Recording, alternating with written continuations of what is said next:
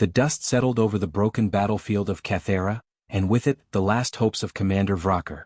The old woven warrior lay among the rubble of what used to be a supply depot. His silver-gray fur, once a mark of pride among his people, was now matted with deep blue blood. 3 plasma rounds had torn through his torso, leaving holes that no amount of field medicine could fix. His left leg was shattered beyond recognition, twisted at an angle that made him sick to look at. The battle had ended hours ago. Or maybe it was minutes. Time had become strange, flowing like water through his clawed fingers. Vrocker could no longer hear the sounds of his pack retreating into the distance. The rumble of their armored transports had faded. The war cries of his brothers and sisters had gone silent. They had followed protocol just as he had done countless times before. It was the ancient way of his people, passed down through generations. The wounded who could not move were left behind. It was not cruelty, though outsiders often saw it that way. It was honor. It was tradition. It was survival. A pack that stopped for the dying would become dying itself. Vrocker had left behind 3 warriors in his lifetime. Each time he had touched their shoulders, spoken the old words, and moved on. Now it was his turn to be left. He understood. He accepted it. This was the way it had always been. Vrocker's yellow eyes stared up at the twin suns beginning their descent toward the horizon. The sky was painted in shades of orange and purple, beautiful even above this place of death. 53 years of service. He let that number roll through his mind. 53 years since he had joined the pack as a young pup, eager and foolish. 217 battles. He had counted each one, marked each one in his personal log. Countless enemies defeated. Countless friends lost. This was a good place to die, he told himself. Better than wasting away in some medical bay, tubes in his arms, becoming a burden to the pack. Better than growing so old that his mind failed before his body did. His father had died that way, not recognizing his own son at the end. No, this was better. A warrior's death. A death with meaning. His breathing grew shallow. Each breath felt like dragging stones across his chest. The pain had become distant now, like it was happening to someone else's body. A cold numbness was creeping through his limbs, starting at his fingers and toes, working its way inward. His body was shutting down piece by piece. He had seen it happen to others. Now it was happening to him. In the fading light, Vrocker's mind wandered to memories. He thought of his mate Shara. She had been fierce, stronger than many males. She had died in the border wars, taking down an enemy ship even as her own fighter burned around her. He had not been there. He had been 3 systems away fighting his own battle. By the time he learned of her death, she had already been honored in the traditional ceremony, her ashes scattered among the stars. He had never properly said goodbye. He thought of his pups. 3 strong sons, 2 clever daughters. They were warriors themselves now, leading their own units across the galaxy. His eldest son, Kroth, commanded a dreadnought. His youngest daughter, Mira, was a scout, the fastest pilot in her squadron. They would grieve when they hurt, but they would understand. They were woven. They knew the cost of honor. Around him, the battlefield was silent except for the wind moving through broken metal and shattered stone. Bodies lay scattered, both woven and enemy. The fighting had been brutal, close quarters, the kind where you saw the faces of those you killed. Vrocker had taken down 7 enemies before the plasma rounds found him. 7 more for his count. 7 more reasons this death had meaning. A good death, he whispered to himself in the woven tongue, the old language that few species could properly speak. An honorable end. The darkness began to close in at the edges of his vision, like a tunnel narrowing. He had heard others describe it this way. Soon there would be only a pinpoint of light and then nothing. He wondered what came after. His people had many beliefs but no one really knew. Perhaps he would see Shara again. Perhaps there was only darkness and peace. Either way he was ready. Vrocker closed his eyes and waited for the final silence. His hearts, both of them, were slowing. The woven had 2 hearts, a gift from their harsh homeworld. Now both were failing him. Soon they would stop. Soon this would all be over. His breathing slowed. 1 breath. 2. 3. Each one weaker than the last. The wind blew dust across his face. He didn't bother to brush it away. What did it matter now? Then, in the distance he heard something. Footsteps. Heavy boots crunching through debris. Getting closer. Vrocker's eyes flickered open slightly. His mind, foggy with approaching death, tried to make sense of it. Had someone from his pack returned? Impossible. They would never violate protocol. Was it an enemy coming to finish him off? Let them come. He had no strength left to fight, but he would meet death with his eyes open. The footsteps grew louder. Closer. And then a voice, speaking in a language he didn't recognize, sharp and quick and very much alive.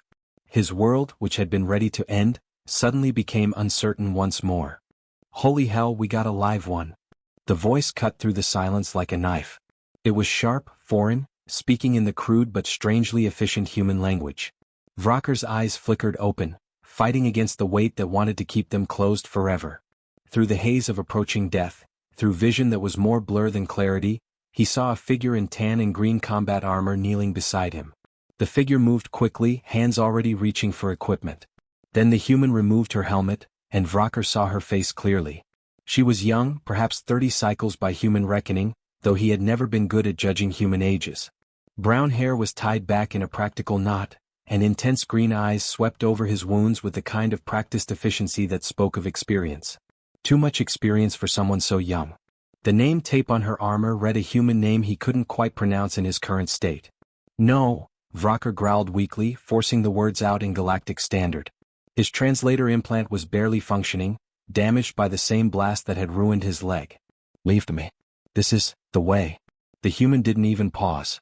She was already pulling a scanner from her medical pack, fingers moving with purpose.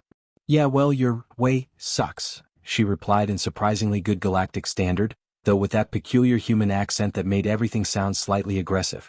I'm Emily, by the way. Combat Medic, 3rd Human Expeditionary Force.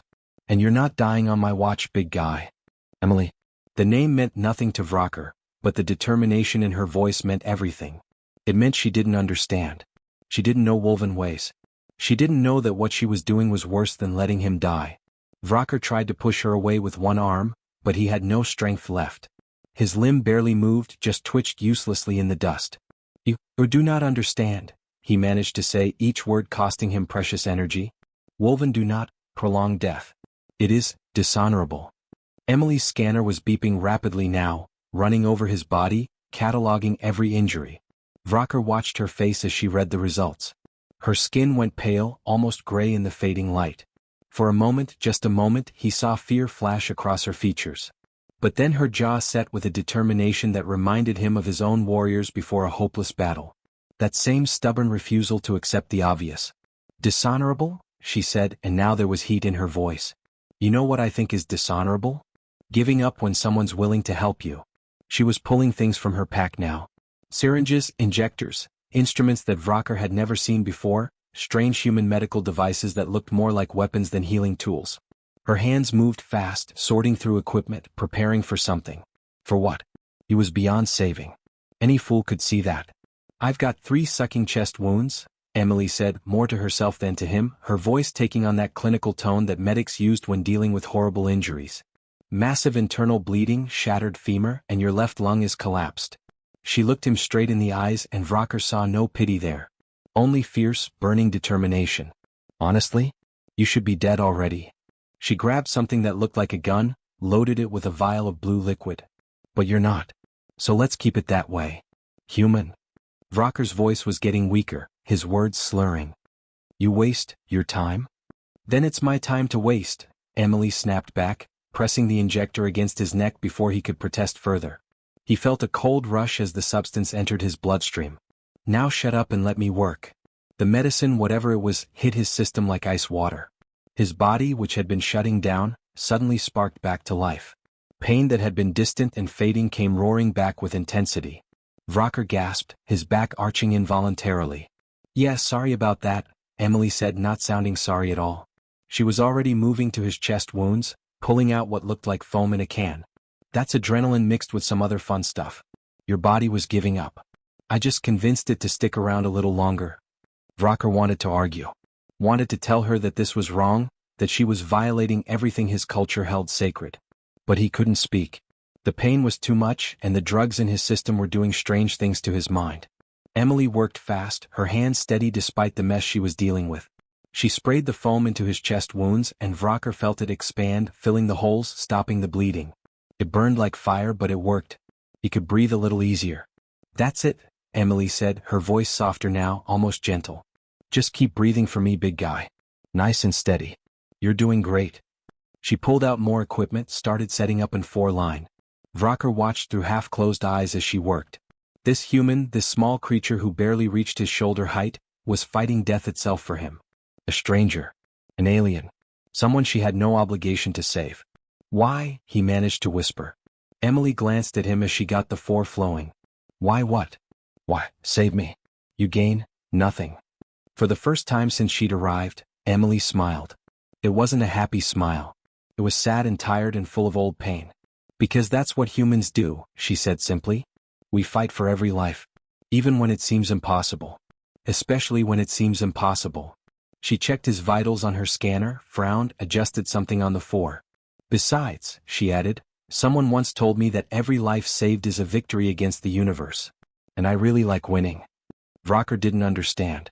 But as the human continued to work, refusing to give up, refusing to accept what his own people had accepted, he found himself hoping. Against all his training, against all his culture, against everything he believed in, he found himself hoping that maybe, just maybe, this stubborn human knew something his people didn't.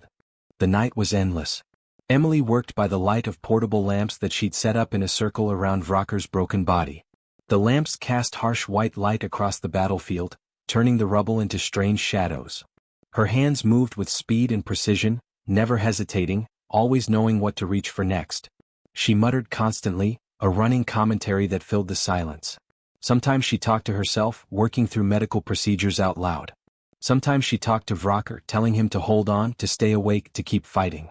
Sometimes she spoke into her comm unit, calling back to her unit, requesting delayed extraction, buying herself more time. Stay with me, big guy, she said as she sealed one of the plasma wounds with biofoam. The foam hissed as it expanded, filling the cavity, bonding to tissue. You're going to want to see tomorrow. Trust me on this. Vrocker drifted in and out of consciousness like a boat on rough water. One moment he was aware of everything, the pain, the lights, Emily's voice. The next moment he was somewhere else, remembering battles from decades ago, seeing faces of warriors long dead. The pain that should have killed him was held at bay by human drugs pumping through his system. Strong drugs, the kind that made his thoughts slow and strange. Through half-closed eyes he watched this small creature work. She was barely half his size, her frame delicate compared to his bulk. Yet she moved with absolute confidence, like she'd done this 1,000 times before. She refused to accept what his entire species considered natural law. The weak die. The strong survive. That was the way. But Emily didn't care about the way. She had her own rules. Why? Vrocker managed to ask during a moment of clarity, when the fog in his mind briefly lifted. Emily glanced at him while preparing another injection, filling a syringe with bright yellow liquid. Why what? Why, fight, for me? Each word was an effort, dragging itself up from deep inside. You gain nothing. She paused. Her hands stopped moving for just a second. Then she continued her work, but when she spoke, her voice had changed. Still steady, still professional, but now there was something else underneath. Old pain, old wounds that had never quite healed. My brother was a Marine, she said quietly. Died on Proxima Station when I was 18. No medic could reach him in time. She attached the syringe to his foreline, pushed the plunger slowly. He bled out in a corridor, alone, calling for help that never came. By the time they found him, it was too late. Vrocker watched her face. She wasn't looking at him now. She was looking at her hands, at the medical equipment, at anything but his eyes. I became a medic so that someone else's brother, someone else's father, might make it home, Emily continued. Even if that someone is a big alien wolf who thinks dying is more honorable than living. She pressed another injector to his chest, right over his primary heart. Besides, you know what humans are really good at? What? Vrocker whispered. Emily looked at him then and she was smiling. Not a happy smile but fierce. Being too stubborn to know when to quit. The night grew darker. Colder. Emily draped a thermal blanket over Vrocker's body, keeping what heat he had left from escaping. She checked and rechecked his wounds, monitoring for infection, for bleeding, for any sign that he was slipping away again. His heart stopped twice that night. The first time Vrocker felt it happen. One moment both hearts were beating, irregular and weak but beating. The next moment his primary heart just stopped. Simply gave up. He felt consciousness slipping away faster this time, like falling down a deep well. Emily shouted something he didn't understand. She grabbed a preloaded injector, jammed it directly into his chest. Vrocker felt liquid fire shoot through his veins. His heart kicked, stuttered, then started beating again. Rough and painful but beating. That's it, Emily said, breathing hard. Come on, stay with me. The second time was worse. Both hearts stopped together. Vrocker was aware of it happening, aware that this was the end. Emily's face appeared above him, set with grim determination. She pulled out a human defibrillator, a device meant for human physiology. She'd rigged it somehow, connected extra cables, adjusted the settings. This is going to hurt, she warned. She placed the paddles on his chest. Vrocker's body arched as electricity slammed through him. What? Twice? 3 times. On the 4th shock, his heart kicked back to life, angry and protesting but alive. When his breathing failed, she manually pumped oxygen into his lungs using a hand pump connected to a mask over his face. Her arms must have been screaming with exhaustion, but she kept going. 1 squeeze, 2, 3, establishing a rhythm, forcing air into his collapsing lungs. When his blood pressure crashed, she hung bags of synthetic plasma from broken rebars sticking out of the rubble. She kept them flowing into his veins, replacing what he'd lost, what he was still losing. Not today, she growled each time death came knocking. Her face was streaked with his blood and her own sweat. Her arms were shaking with fatigue. But her eyes never lost that fierce determination. Death doesn't get you today. Hours passed. How many Vrocker couldn't say. Time had lost all meaning. But slowly, gradually, his body began to respond. The drugs and the plasma and Emily's stubborn refusal to give up started to work. His heart found a steadier rhythm. His breathing came easier. The fog in his mind began to lift. As dawn approached, painting the sky with the same orange and purple he'd thought would be his last sight, Vrocker's vital signs stabilized. Emily finally sat back on her heels, exhausted. She allowed herself 1 moment to close her eyes, just 1 moment to acknowledge how tired she was. Still here, big guy? She asked softly, not opening her eyes. Still here, Vrocker confirmed, and his voice was stronger than it had been in hours. Stronger than it should have been. Emily opened her eyes and looked at him. She smiled, and this time it was real. Yeah, you are. For the first time in his long life, Commander Vrocker began to wonder if his people had been wrong about honor. Maybe honor wasn't just in dying well. Maybe there was honor in living too. Honor in fighting. Honor in refusing to quit even when quitting seemed like the only logical choice. Maybe the humans understood something about honor that the Wolven had forgotten. The morning sun found Emily still awake, her eyes red and tired but alert. She sat cross-legged beside Vrocker, monitoring his vital signs with obsessive attention. Every few minutes she'd check the scanner, watch the readings, make small adjustments to his 4-drip. She'd used nearly her entire medical pack throughout the night. Bandages, drugs, plasma, foam sealant, all of it scattered around them in empty containers and used packaging. Including experimental human regenerative compounds that technically weren't approved for non-human use. You'll probably get in trouble, Vrocker said, his voice clearer now, though still weak. The fog had lifted from his mind. He could think properly again, string thoughts together in ways that made sense. For using your medicines on me.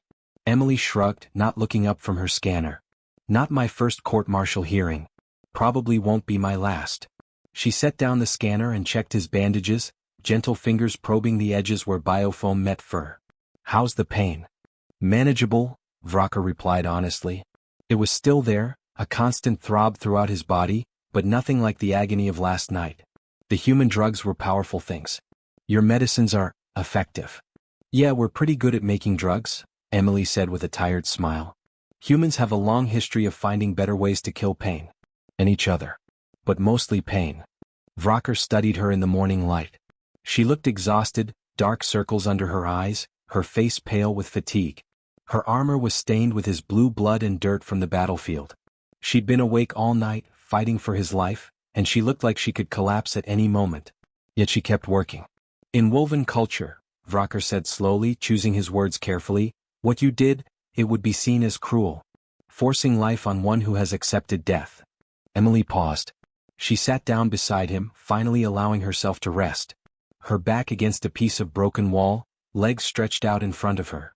She looked tired enough to sleep for days. And in human culture, she replied, letting someone die when you can save them is unthinkable. She tilted her head back, looking up at the sky that was now bright with morning. We have a saying. Do no harm. It's what doctors promise. What medics live by. I can't just watch someone die and do nothing. It would break something inside me. Tell me about your people, Vrocker said. He wanted to understand. Needed to understand. How could a species survive with such thinking? How had they not gone extinct, wasting resources on the dying? So Emily told him. She spoke of Earth, a world with only one sun and one moon. She talked about human history, about wars and peace, about how humans had nearly destroyed themselves a dozen times but always pulled back from the edge. She explained that humans didn't have packs like the Wolven. They had families, communities, nations, but the basic unit was smaller, more personal. We take care of our wounded, she said. Always have. Even thousands of years ago, before we had any real medicine, we found broken bones that healed. That means someone fed that person, protected them while they recovered. We've always believed that everyone deserves a chance. But that is inefficient, Vrocker said, not arguing, just trying to understand. Resources spent on those who cannot contribute. Maybe, Emily admitted. But those wounded people? They recovered. They went on to have children, to teach others, to contribute in new ways. Some of our greatest thinkers were people who wouldn't have survived in a harsher culture. Vrocker considered this. Then he spoke, telling Emily about his own people. He spoke of the pack mentality, of strength and survival, of how the wounded were left behind so the strong could continue. He explained that it wasn't heartless, that the Wolven didn't enjoy leaving their brothers and sisters behind. It was practical. It was necessary. It was how his species had survived for millennia on a harsh world where winter could kill and predators hunted in the dark. We honor our dead, Vrocker said. We remember them. But we do not let them slow the pack. The pack must survive. That is the first law. Emily listened without judgment, her face thoughtful. She didn't interrupt, didn't argue, just let him speak. When he finished, she was quiet for a long moment. Then she asked quietly, what happens to all that experience when your veterans die? All that wisdom? All those years of knowing how to survive? Vrocker opened his mouth to answer, then stopped. He had no answer. He'd never thought about it before. Veterans died in battle or from old age, and their knowledge died with them. Young warriors learned from those still living, but so much was lost. How many mistakes were repeated because no one was alive to warn against them? My grandpa was a soldier, Emily continued, her voice soft with memory. Fought in 3 wars. Saw things that gave him nightmares for the rest of his life. Know what he did after he retired. She looked at Vrocker. He taught. Mentored young soldiers at the training base. Helped them learn how to stay alive, how to make smart decisions, how to take care of each other. He saved more lives teaching than he ever did fighting. She leaned forward, her green eyes intense. What if honor isn't just about how you die? What if it's about what you do with the life you have left? What if the bravest thing isn't accepting death, but fighting to live so you can help others? Vrocker felt something shift inside him, like a foundation cracking. Everything he'd been taught, everything he'd believed for 53 years, suddenly seemed incomplete. Not wrong exactly, but not the whole truth either. Before he could respond, Emily's comm unit crackled to life. Martinez, this is Captain Brooks. We've got your position. Dust off in 10 minutes. Emily grabbed her comm copy. That, Captain. Be advised, I've got a wounded Wolven requiring medical evacuation. He's stable but needs a trauma unit. There was a pause. Static hissed. Then, Martinez, you know the Wolven don't accept medical assistance. This could cause diplomatic issues. With respect, sir, Emily's voice was firm, I don't care what they accept. I'm not leaving him. Another pause, longer this time. Vrocker could imagine the captain weighing his options, thinking about regulations and protocols and interspecies relations. Then, understood. Prepping the transport for heavy cargo. Brooks out. Emily grinned at Vrocker, and despite her exhaustion, her eyes sparkled with triumph. See? Stubborn. Vrocker felt something he hadn't felt in decades. Not since he was a young warrior, not since before the wars had hardened him. He felt hope. Retry. 6 months had passed since that desperate night in the ruins. Commander Vrocker now stood in a place he never imagined he would be, the newly built human Wolven medical training facility aboard the space station Unity. His body had healed from those terrible wounds, though he walked with a slight limp now. Every step reminded him of the night when a human refused to accept his death. These days Vrocker wore a different uniform. Not the armor of a warrior preparing for battle, but the clean, professional outfit of an instructor. On his chest sat a special badge that made him proud every time he looked at it, a human medical symbol twisted together with the Wolven Mark of Honor. Emily had come up with that design herself. Class, attention, Vrocker called out in clear galactic standard, his voice firm but warm. In front of him stood an unusual sight, 20 young Wolven medics, the very first of their kind in all of Wolven history. Standing beside them were 20 human medical workers, and right there among them was one very tired-looking combat medic named Emily Martinez. Today we will discuss emergency battlefield triage, Vrocker continued, pacing slowly in front of the class. You will learn what I learned from Medic Martinez. Saving a life takes just as much courage as ending one. Real honor is not found in dying well. It is found in choosing to fight for life, even when everything tells you to give up. The young Woven students looked uncomfortable. Some shifted their weight. Others glanced at each other with uncertain eyes. Everything Vrocker was teaching went against what they had learned their entire lives. Woven warriors were supposed to die with dignity, not cling desperately to life. But they listened carefully because Commander Vrocker was a living legend, and legends do not waste words on foolish ideas. When the class ended, Emily walked over to him. "How's the leg holding up?" she asked. "It works," Vrocker replied honestly. "Though your doctors tell me I will never run the way I once could." "But you can still run," Emily pointed out with a gentle smile. "You can teach. You can help save others. Not bad for someone who was supposed to be dead on Cathera." Just then Vrocker's communication device beeped urgently. He read the incoming message and his face became serious. "What's wrong?" Emily asked, immediately concerned. "A young warrior has been critically wounded 3 sectors from here," Vrocker explained quietly. "They are asking for me specifically. They want to know if what I teach is real. If there truly is honor in accepting help and choosing to live." Emily did not hesitate. She grabbed her field medical pack from the wall hook. "Then let's go show them the truth." Vrocker stared at her in surprise. "You would come with me? Are you serious right now? After all the trouble I went through keeping you alive?" She flashed that familiar grin he had come to respect. "Someone needs to make sure you don't teach them anything wrong." As they walked together toward the transport bay, Vrocker reached up and touched the badge on his chest. Half-human design, half-woven. He thought back to that terrible night in the ruins, bleeding out under broken stones, completely ready to die with what he thought was honor. He remembered the stubborn human who absolutely refused to accept his death. "Emily," he said as they boarded the small transport ship. "Yeah. Thank you. For teaching me that hope is not the same as weakness." Emily smiled warmly as she checked her medical supplies. "That's what we humans do best, Commander. We hope even when we probably shouldn't. We fight even when we cannot possibly win. We save lives even when it seems completely impossible." She secured herself into her seat. "And somehow, against all logic, we actually make it work." The transport ship lifted smoothly off the deck, carrying a woven warrior who had learned to save lives instead of just taking them, and a human medic who had taught him how. Behind them in that classroom on Unity Station, 20 young woven medics continued their studies, learning that honor could be found in many different forms, not just in battle and death. The story began to spread across the entire galaxy. People talked about the old warrior who refused to die and the human who refused to let him go. In woven academies, instructors began quietly questioning the old ways. On human medical ships, doctors told the story to remind themselves why their work mattered so much. Young woven warriors started asking different questions.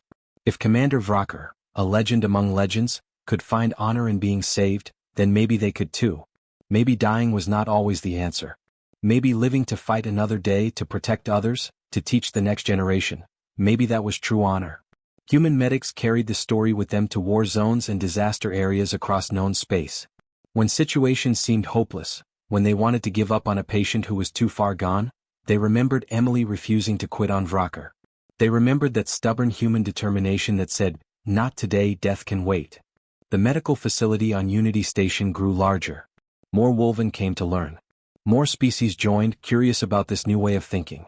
The place where old enemies had once fought now became a place where former warriors learned to heal instead of harm. Vrocker never forgot that night in the ruins. The fear, the pain, the certainty of death, and then the impossible human who appeared like some kind of miracle. He taught every student about those moments, sharing his own weakness and fear openly. He showed them his scars, explained his limp, and told them honestly that being saved had been harder than any battle he ever fought. But he also taught them that accepting help was not surrender. That surviving was not cowardice. That the strongest choice a warrior could make was deciding that other lives, including their own, were worth fighting for. Emily continued her work, training new medics, responding to emergencies, saving lives across the galaxy. She never sought fame or recognition. To her, Vrocker was not some special case or legendary achievement. He was just another patient who needed help, another life worth saving. And that, perhaps, was the most human thing of all. The end.